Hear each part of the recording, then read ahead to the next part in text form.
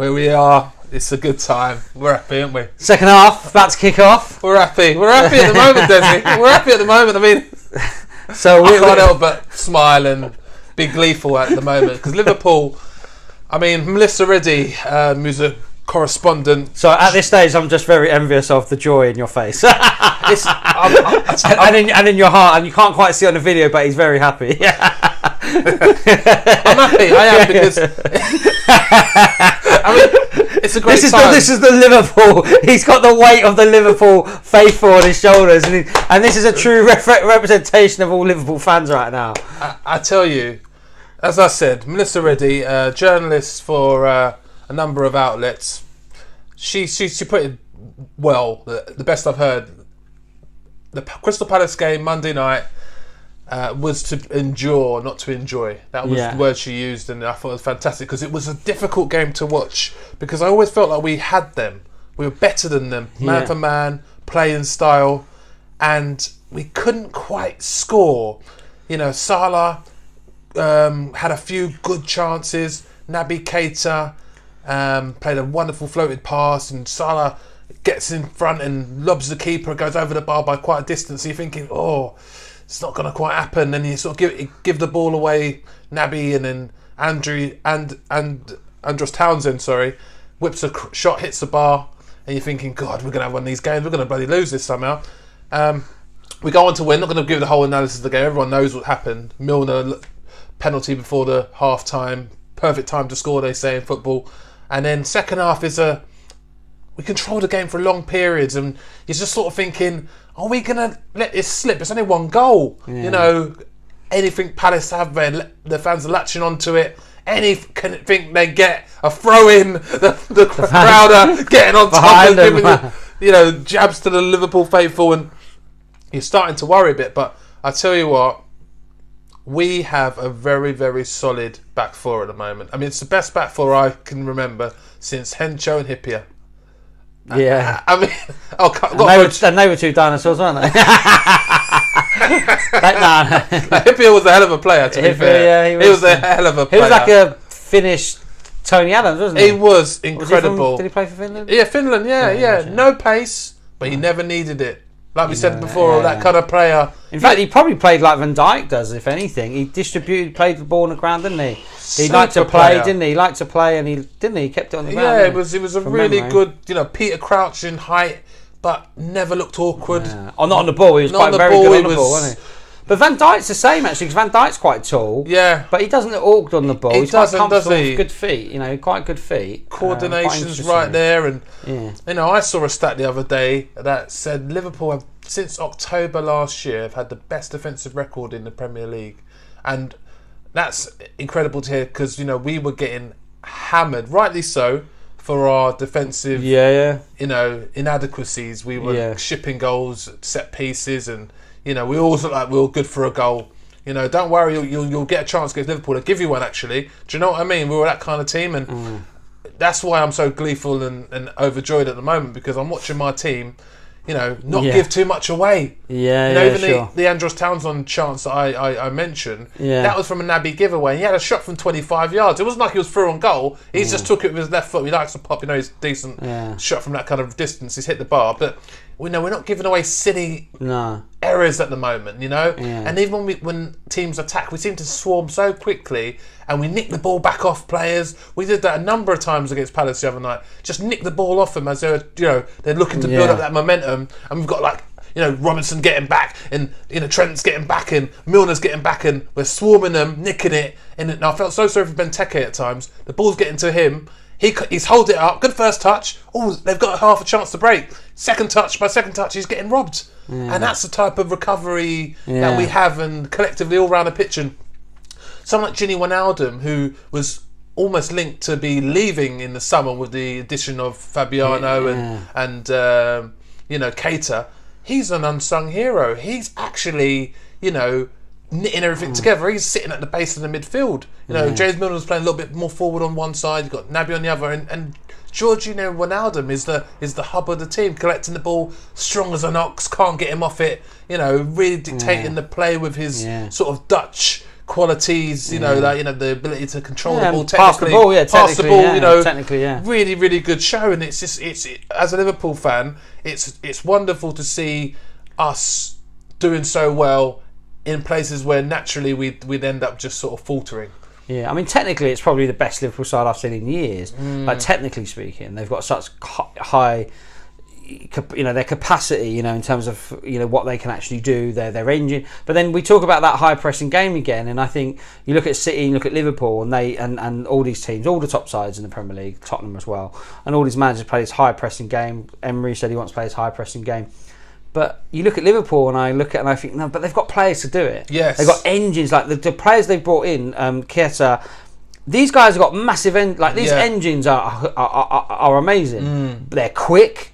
They've got the engines go up and down. Like, look at Salah. Salah's just up and down, up and down. His engine's amazing. Look at Mane. Yeah. Right, it's ridiculous engines, right? Firmino. But they've all got engines. Natural. They've all got engines. Like, these guys are like fit guys. They've got pace, they've got skill, they've got engines, they know where the back of the goal is. So it's no surprise the players he's brought in have got engines, right? And then they can play that high pressing game, like you said. They got the ball back within 2-3 seconds, or they got the ball back quickly off the opposition when they lose it. But that's how that high pressing game works. And now he might finally have the players to challenge, because it looked like City certainly last year had the players to play that game. Yeah. And Liverpool maybe are one or two pieces of the jigsaw shy. Certainly offensively they weren't, but defensively, like you said, last year they sleeked the goals, and they've made some changes. They bring in the defender midway through, but you've not had the full, like you said, it's from October. Yeah. Right? So he weren't there for the beginning. No, he wasn't. Right? He wasn't. So he was, and he's new. So when he comes, he ain't going to be day one. Like, there's going to be no mistakes. There's a transition. You've got to give him a chance. Yeah, of course. But now you're thinking, right, he's been there a few months. He had a good pre-season. Yeah, he's already established player. He's not a young boy, he's 20. Yeah, he's already established player in the Premier League. Established himself in the Premier League. Yeah. As a top boy. Which is why he went to Liverpool. So he's established in the league. He knows the league. He knows the players. Now I'm comfortable now. I've been here 6-8 months, 9 months. And that's my first full season. You're expecting him to be like this. I'm the Don now. I'm the man. Yeah. Right, and that's what we're seeing. Yeah. We're seeing him be like, I'm the man. This is it. Right, and so you're seeing that benefit. So you've brought in a couple other players in, like the keeper and obviously in midfield, and you're thinking defensively, if you think on even paper before they kick a ball, defensively, forget since October, defensively you're better as well. Yeah. Like, as in on paper, because the players he's brought in are good, are of a higher standard.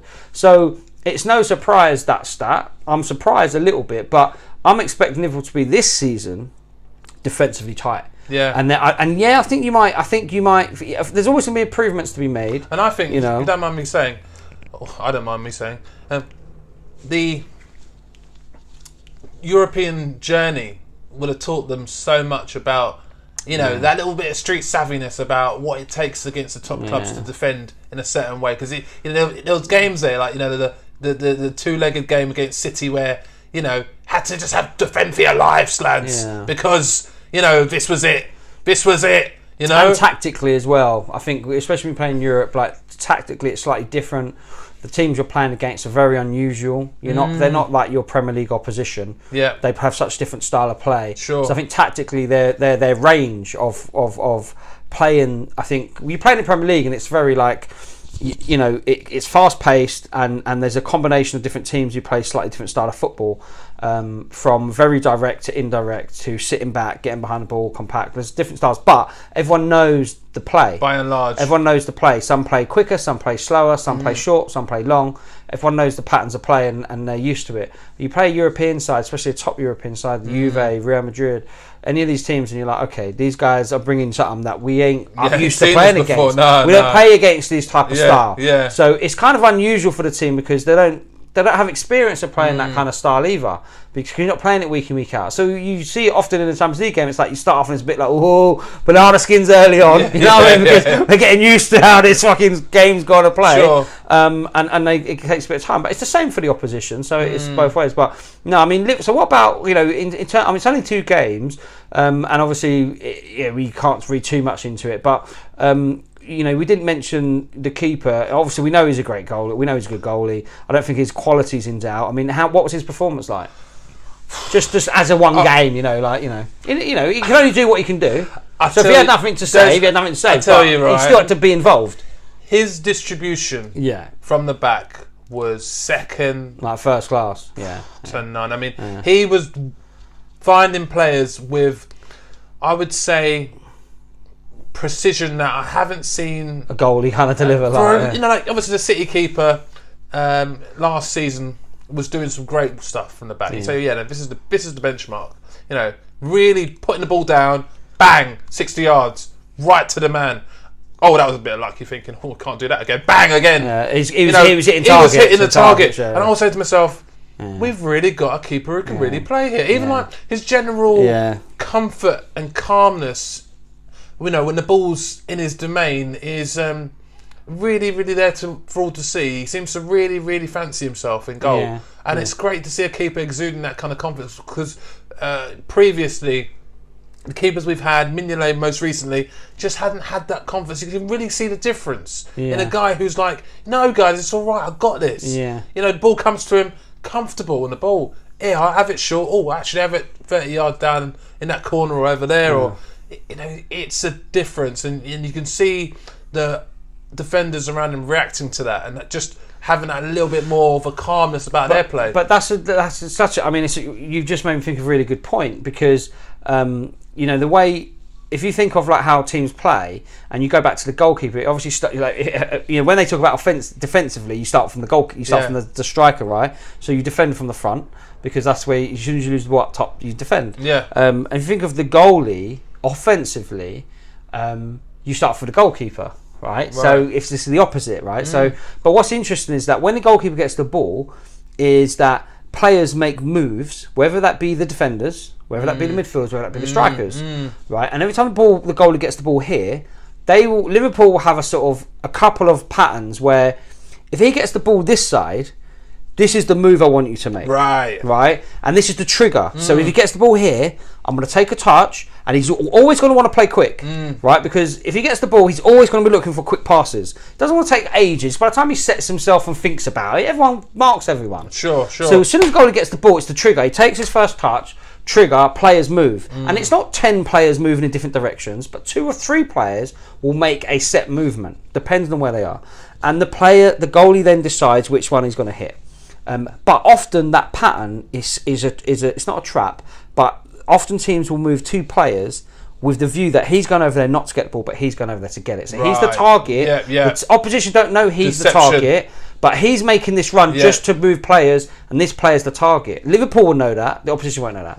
So what's interesting about having a goalie who can actually play those balls is that as soon as he gets the ball, Liverpool have already got patterns to go, this is the trigger, this is the run, make the run, he can hit you, right? But if the goalie can't distribute, and he can't do that, they're not going to even be practicing. They're not even going to be They're not thinking that far ahead, They're not going to be thinking they can get it. But and you see a man run. You see Salah Mane make a run, and you think, this man's dashing 20 yards over there, because he knows, he thinks he's getting the ball. He's confident. He's running with purpose, right? My man's made, these guys have run with purpose, intention, and that man's going to hit me. I'm not running. If he can't get me the ball, I'm going to stop running. I'm running, gassing myself out. You're worried about him first even retaining the ball, The goalie gets the ball getting 50 times plus in the game.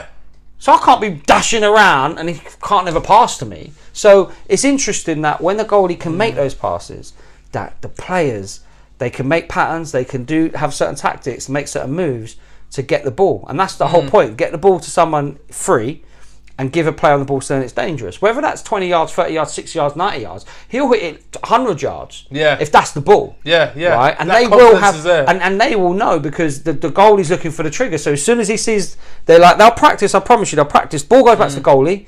As either it's coming first time, make a run, or he takes his first touch and it's the trigger, and it depends on the ball. So most of the goalies, they like setting themselves. Sometimes they play first time, but often goalies will set themselves with a touch. Set it. But they'll do it quickly, and good goal. Joe Hart used to be really good at it. In Joe Hart's peak, Joe Hart at City, Joe Hart was a great distributor, and he would hit what you're doing, hit 60, 70, he'd hit the ball targets all day. Schmeichel's a really good goalie for distribution. He hits targets But it's all funny day. that Pep didn't see it when he came in, did he? Pep was like, well maybe he had his time, didn't he, old Joe Hart? I think so. By that time, I mean, he's actually back there now, when he trained in pre-season. But it's interesting. I just think that see how the goalie, you're thinking, safe pair of hands, he can stop, he can keep the ball out to the back of the net. When in truth, the goalie's so good, if he's good, like Alisson and Edison at City, he's setting up attacks. Yes. He's so good. Yes. He's making our offense be way better. Yeah. That's the power. Offensively, your strongest side. So, are you defensively better with Alisson and Dijk, or are you offensively better? And the argument will be both. if you're both. But if you were, I was listening to Pep Guardiola the other day, and he spoke about, and this is interesting, and it just 'cause he's an interesting guy. Yeah. He was talking about the two fullbacks, Mendes and Kyle Walker. Yeah. And he was saying the reason why they bought them, he was saying the best part about them is that they needed them because they needed those two fullbacks to have that kind of energy and have that kind of quality, because they needed that for their offence. Offensively, they needed those players, right? So although the board were going, but you're buying defenders, no, we're buying them for our offence. Yeah, sure, like, sure. We know they can defend, but offensively, we're going to be better with them in the goal. Yeah. Why did they get Edison? Offensively, we're better. Right. We're a better side offensively. Yeah. We need it for our offence. Don't need it for our defence. We need it for our offence. So it's a different way of looking. Yeah, you're buying a centre back like Van Dijk. He can distribute the ball. We're not buying him just because he can defend. Offensively, we're stronger. He can pick passes. He can see pictures. He can make balls. Yeah. When we get the ball quick, he can play the ball into the position. Normally, the old school defenders, you get the ball, give it to a midfielder. Yeah. You even see the midfielder man coming and standing right next to the defender. Give it here. Yeah, give it here. Yeah. I can pass. You can't. Give me the ball. Yeah. There you go. Right now, the higher level, you buy quality, even down to the goalie. Our offence is stronger. Yeah. So Liverpool arguably are offensively stronger than they were last year. Yeah. By having Van Dijk and Alisson. Yet they also will be, I'm sure, defensively. So I just think that's an interesting way of looking at it's football. a very interesting way, and it's really opened my eyes with that point, because it's then you go to the fullbacks to Liverpool. You know, Trent Alexander, who's exceptional on the ball, like going forward. Yeah. You know, had a bit of stick recently from a few fans here and there on social media about his distribution, not hitting the man and not finding. I think as a young defender, you're gonna figure out when's the right time to cross. When or when you do cross, okay, sometimes you're not finding that player. He's still developing his quality, but we know by and large his quality is very, very high. And he's great going forward, very good in defence. Learned a lot from last season, and again offensively, very, very promising. Robinson on the other side, he's a bit more of a seasoned pro, and going forward offers so much. And these guys have really enhanced Liverpool's attack immensely. And Van Dijk is marshalling them on, saying, go forward. We got this. Joey Gomez comes in. Give a bit of a shout to Joey Gomez. I mean, he's come in really tough that he didn't make the World Cup last year, recently, and he has now shown this new sort of level alongside Van Dijk in the first two matches. Don't want to start shouting too hard, but he's been good already because he was picked for England, and he showed some great qualities, and but now he's as a centre half, he's coming into his own. Arguably, this is where he always wanted to play. So we're seeing a real level of confidence throughout the back four, which is then giving everyone else in front of them say, actually, we can go here. This back four's pretty all right here. Do you know what I mean? And that kind of thing, in contrast to your lot, Arsenal. To be fair, at the moment, you're looking at. Bellerin on one side getting hammered at the moment, left, right, centre, hammered from the fans. I mean, poor. He's been poor for about 2 years. Monreal at left back. He's probably our best defender and offensive player at the back. Yeah, I mean, to switch it slightly to Bellerin, we didn't get to talk about him in the first part of the show. I feel like it's one of those sad stories where he's like a groundhog. He's like a greyhound dog who's run out of legs. They've raced him too hard. Yeah. And he's done. There's nothing left. You look good, but you're done. I think mentally he's a bit shot. I think he's never really got over what happened to him. I think, when you're on such a crest of a wave and, you are playing so good, you're being talked about as a future Barcelona player, you almost like hark for a move, which isn't a bad thing. Look, people do it. Like, they want to go Barca. There's no shame in it. But when that didn't happen, materialise, and then you got the backlash from the fans. Who there was a real tough time for him last year and the season before, back end of last season before last, and I don't think. And then obviously the horrible year that was last year with the Wenger out situation. I think he bore the brunt of that, and I think you can see it tore into his psyche. He looks around this Arsenal team and thinks, oh God, we're not nowhere near where we once were, and I am part of this. And his confidence is shot, and it's a shame because he was like arguably the best right back in the Premier League. Maybe, but I mean, I think some players, look, I think, this idea, some players, they go through cycles. They're not, we see the best of a player at 18, 19, 20, 25, whatever time they hit a point where we think they're really good. Sometimes players can't rediscover the form, but we just don't accept it. But if we see them play at a certain level, we think they must always be able to play that level. Sure. Sometimes we can't accept that was it. They played when he was 21. He played the football of his life. But when he was 22, he couldn't play at that level. When he was 23, he couldn't play at that level.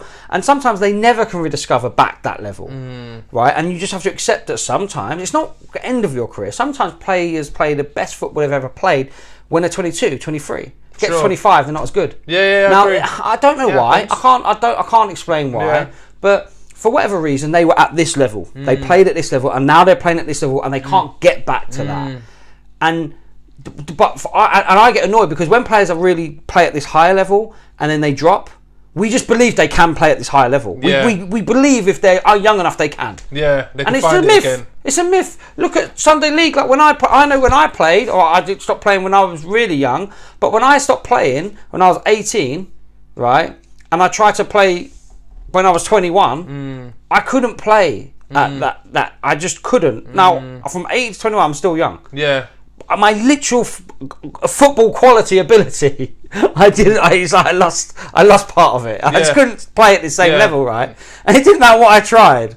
It didn't matter. I just couldn't play. New diets. I just couldn't play with the same quality. Like I actually had different quality by the time I was 21, but I lost some of the quality I had. Yeah. The things that I was good at, I just couldn't bring back. You tried everything. And it was like, it wasn't about fitness. It was just I just couldn't read. So it was like, I just think that we have this idea in our head that when someone plays so well for say 2 years, you think, oh my God, they, like you say, they might be going to Barcelona, and then all of a sudden they can't produce it. And I just think, no, they've played the best football of their career. Maybe that was it. They're done. Yeah, now. no, I hear that. And you've got to ship those guys out. No, I hear that. You can't just flog them for the next 10 years, hoping they rediscover. No, I think the Bellerin example how many bad seasons can you have? Well, at least 2 full bad seasons. Yeah, at least 2. What, a new man's going to give him a whole new one. To be fair to him, and I don't want to make excuses, but when you look to his best years, he was in a back four that was pretty. The midfield was pretty different, and it was more of a structure in terms of the players there gave him a reassurance. Yeah. He had no expectations of him as well. Then wasn't it? He was just this new right back, young French right back, no pressure. Go and play. It was such a wonder to watch him play. He did all kinds of stuff, which was this guy is going to be the next one. And since that high of the Barcelona hype, he has not been able to get back. And it's also it's culminated in the changes that have happened to Arsenal along the process as well. The exodus of players who left. The exodus of the manager, who was, he kind of fell out with the manager. There was a falling out at one point, wasn't there? Quite public at times. I think again he needs to go. He just needs to go. I remember I was watching, Pep Guardiola and City done a documentary for Prime, Prime. And it's really good. I've watched 2 episodes. It's cool. I think 10, 12 seasons. And I think they're doing a season 2. Oh, wow. It's absolutely amazing. Behind I've heard about this. I didn't know it was actually it's on that. Yeah, it's episodes. I think it's 10 seasons. It's 10 or 12 episodes for the whole season. For the season of last season. I did my homework. Right? And anyway, it's really interesting. And it's interesting because there's talks in the boardroom. There's talks behind the scenes. All sorts of talks. Yeah. And one of the things they talk about is he talks about when he wanted fullbacks. And he was like, no, we need fullbacks because...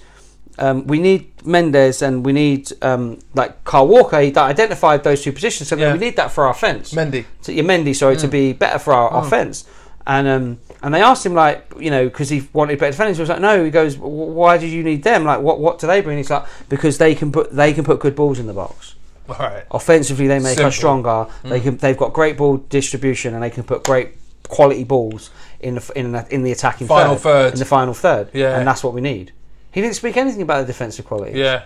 But the fact that he knows they can defend, they're top boy defenders. Yeah. So, but he's bringing them in because it makes them offensively stronger. Interesting, right? Interesting. So that's what he's talking about. He's talking about, and on Sky Sports about 2 weeks ago, or I don't know when it was recorded, but I watched it 2 weeks ago, and it was Gary Neville, Jamie Carragher, and Pep Guardiola in the Sky sports presenter, and they were asking Pep to explain what does he tell the fullbacks. Like, what does he tell them? Like, they were so fascinated. Like, what do you tell the full? Where do you tell him to go? Like, why does he stand in the midfield? Why do they come inside and play in the field? Yeah. And they also asked Kyle Walker first, without Pep Guardiola, and then they were asking Pep Guardiola.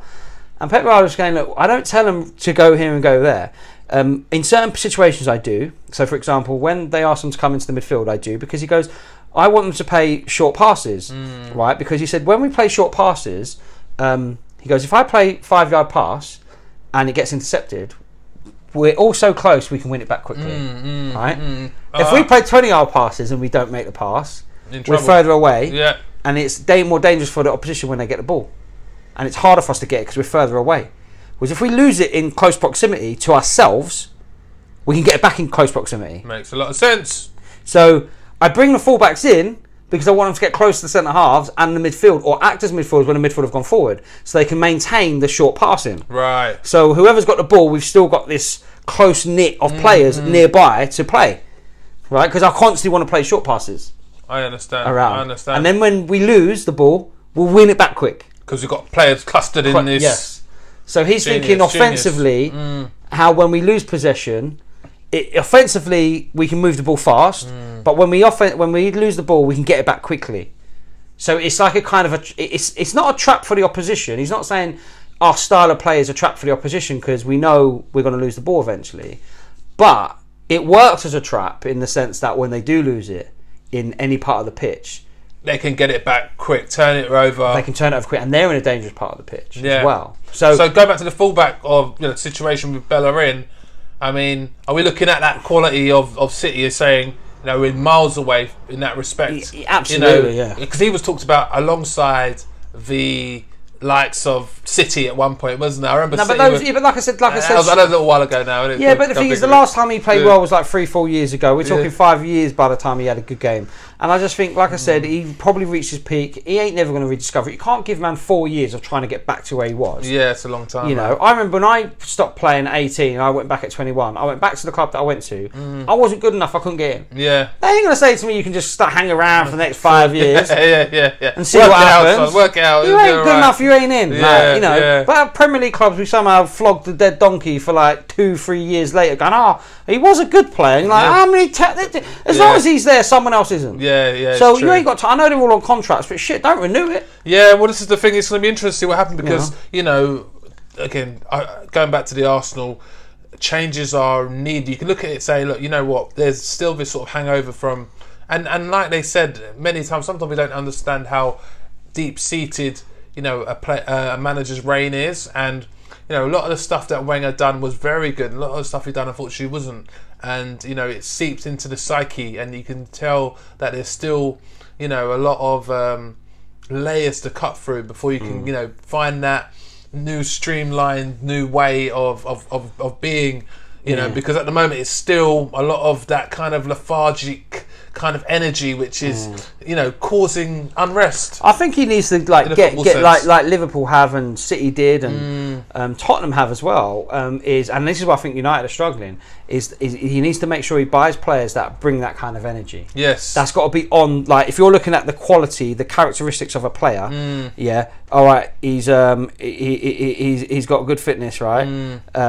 He's quick. He's got to be tick. He's got stamina, tick. Man's got. He's a box to box, like he can get up and down fast. Tick, like them types of players you've got to look at, and I think that's what he needs to bring in. And in all intents and purposes, that Torreira, the Argentinian player or Uruguayan player, looks like he might be the one that's got. No, he's a player who's got a bit of an engine. But players like that, I think, possess that kind of skill because we're up against teams who are playing like that. So where City have gone like that, Liverpool have gone like that, Tottenham are like that. If you want to be the best are playing like that, and you almost can't match them when you've got the talent, the fitness, the engines.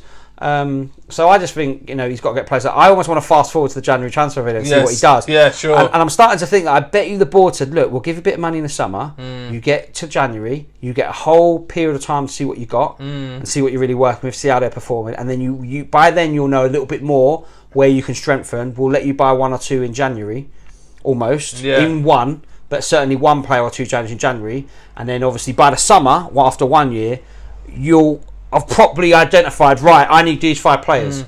I need these 4 position players. I need these 4 players, and then the summer will go big. I reckon that they might do that, but that all depends on how badly or not he does. If he has an abomination of a season, he won't see the season out. Yeah, they'll sack him because the fans will want it. So interesting, we'll see. Interesting times. Yeah, interesting times. But Brighton at home on Saturday for Liverpool, and 3-1. I think we'll actually concede the first goal.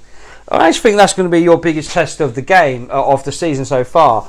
You know, Brighton, not just because they beat United. I think United probably underestimated Brighton. Brighton are underestimated by a lot of sides. You know, we don't give enough respect for the teams who come up. But in all the last 20 years of seeing the teams come up from the Championship.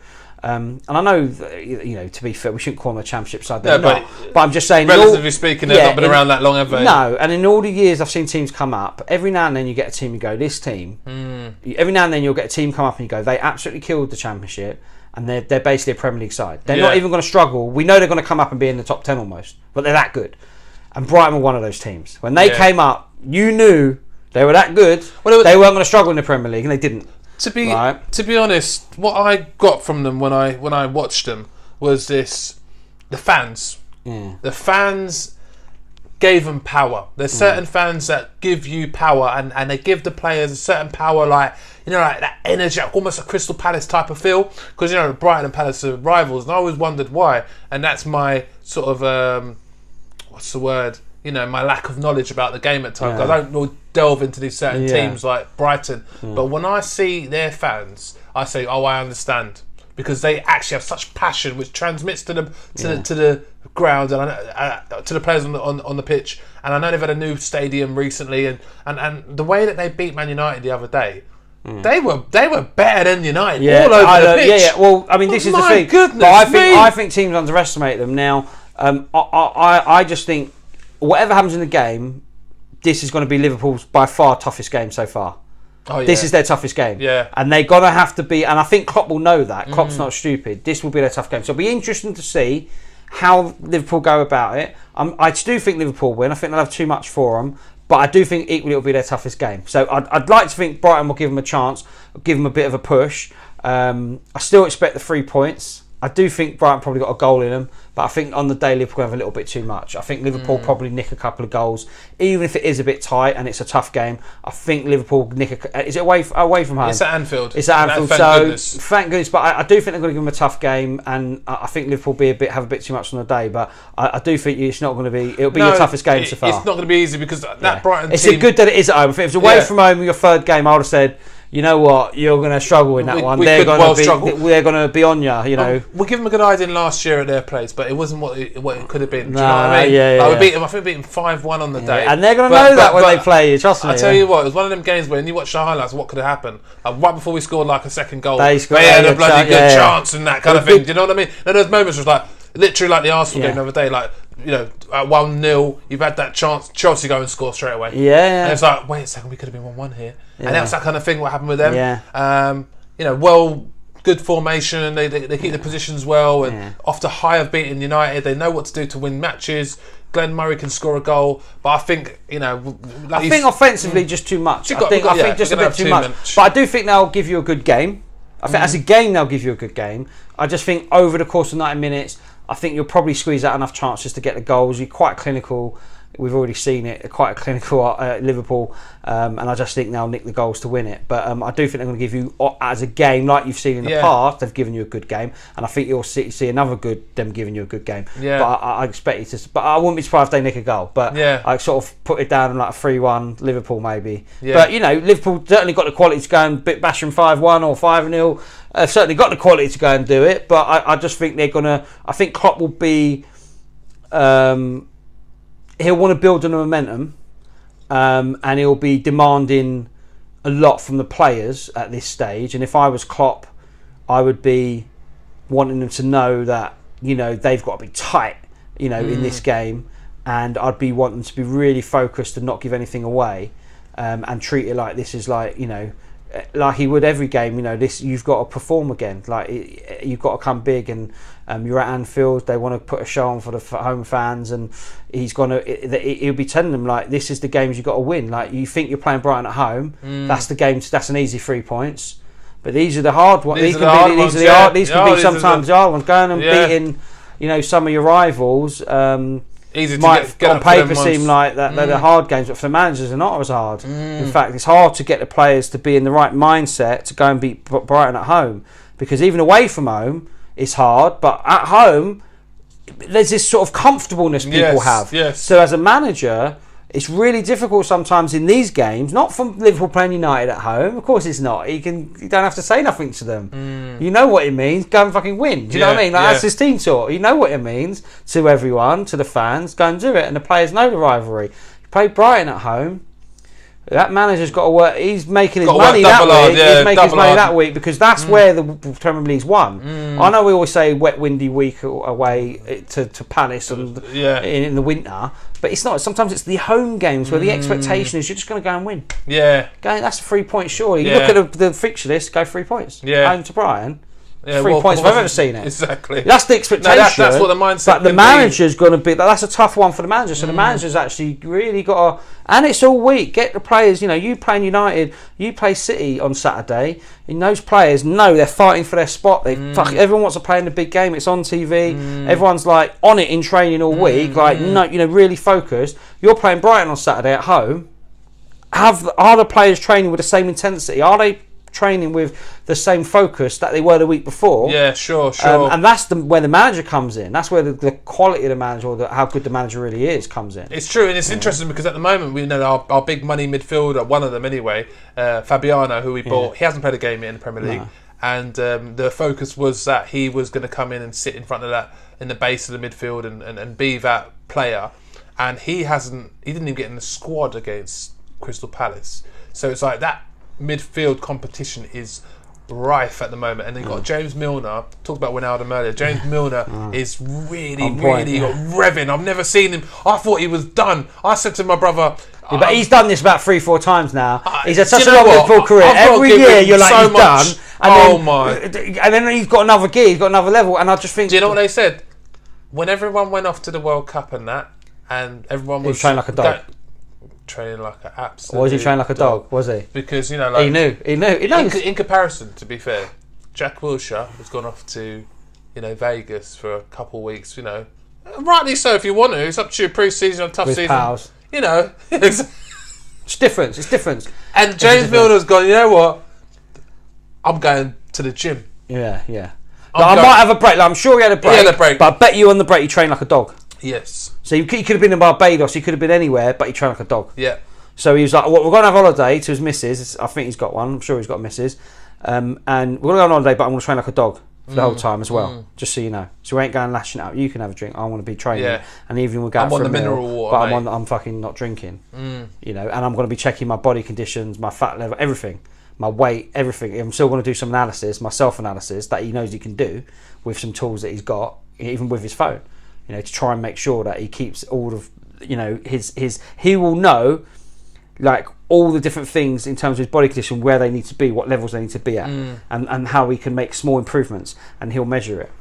And that's how he'll measure it himself, because he'll want to know. You'll want to know, won't he? Yeah, because when he goes back to training, they report back to pre-season.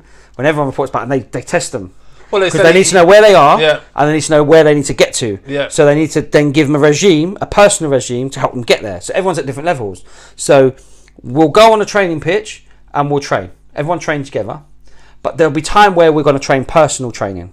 Yeah, so you get personal training in the gym. And then your regime's going to be different to mine. Do you understand? Yeah, because what I need to get to and what you need to get to are different. So I might be doing some weight training and some endurance training, and you might be doing not some strength training, no weight training, but you might be doing some shorter training, like you might be doing some more explosive training, like where you're doing some more compounding exercises that are different to me, because you need to bring up certain levels that are different to mine.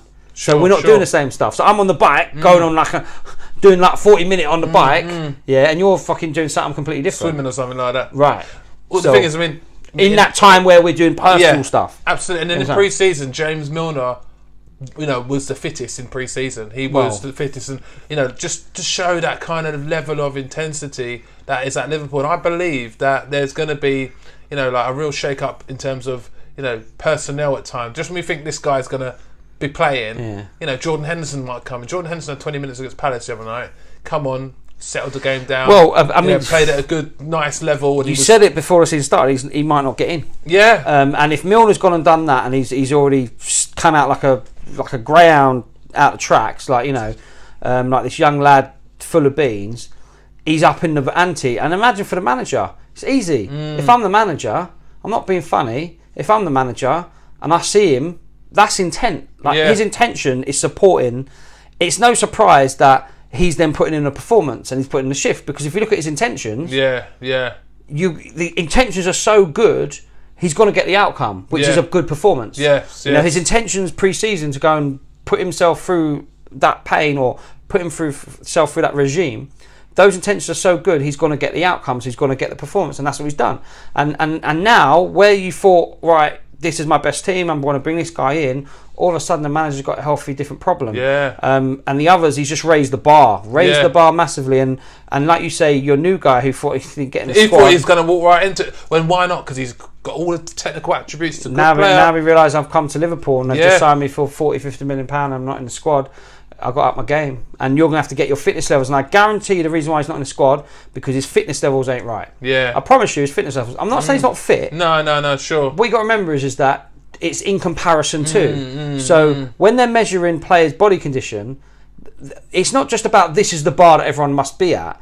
It's also about in comparison to the others. So if everyone's say here and you're here, it means that you're not in the right place. Yeah, sure. Like you're behind. Yeah. So the manager will look at that and go, no, his body condition's not right. Like he's got to work on this, he's got to work on that. And when he gets to here, now he can be considered. And you bring some of these players in, and depending on who the player is, like look at your other player, Keita, he's in the team. Yeah. And you only got to look at him to go, this guy is a dog. Yeah. I mean, like he can run, like he is an ox. Right? And he's more a beast. to the point as well, I'll tell you what, the way that this guy's played, fitness-wise, he's well on point, right? But on the ball, he's quality. I know. He really is. But he's got like a Kante type engine. Yeah. No, but that's what I'm saying. But I'm not saying I don't want to bring it just to fitness. But I'm saying sure. When you can come with that kind of level of fitness, you're on a different plane. Yeah. So even Milner, you're saying Milner, when you can come with that kind of level of fitness, it's like, your fitness is so high that it's like it stands out. Forget that you were good on the ball. It's like I'm in awe of your fitness. Right. Yeah. Right. 100%. And the fact that you might be able to play, it's like, that just elevates it to another planet. But so I just think like they've bought players like that, but Liverpool's fitness, you think of if Milner's come in like that and you think of the players they got already, Mane,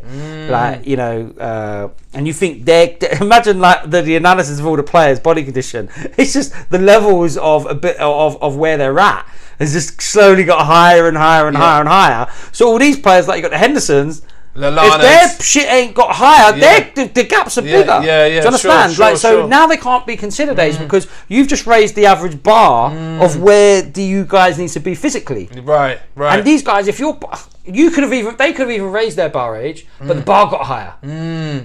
So they might have raised their bar, but it's still not high enough. Still not high enough. Because someone like Lallana, who was can't get into like literally. Again, he hasn't got the condition. I'm telling you, he hasn't got. I mean, he's had a lot of injuries over the last season. He hasn't got the physical condition. He's not going to get in. I promise you, he'll never get near that team. The bench is his spot at the moment. He won't get in that team. He's getting a few minutes here and there. I mean, Sturridge is back, sitting on the bench. He's sort of happy to be on the bench. Not happy, but he's like content to know that I was at West Brom last year and it was shit. And like, do you know what? I've realised that I had it fucking good here, and now I'm like, I'm going to work hard, but do you know what? I can't cuss. Because I'm not at these guys' level. I watched the Champions League final, and it's like, do you know what? I couldn't get near these Salah and Firmino and Mane. Those guys are actually better than me. Next level. I'm good. I am good. I still believe in myself. I still back myself. But do you know what? I've got to just take on the chin here and be like, you know what? I'm going to work my way into the team. I'll get a chance here or there, but I'm not going West Brom. I'd rather be on the bench of Liverpool. Thank you very much. No, I you know what I mean? I don't want to go West Ham neither, because West Ham, that's levels below me. Like I don't fancy it. I want to be in the Champions League club. I might get a kick in the Champions League. I might get to another semi-final, and maybe I can have 15 minutes where I can score a goal. Do you know what I mean? So it's like he's got perspective now from that stint.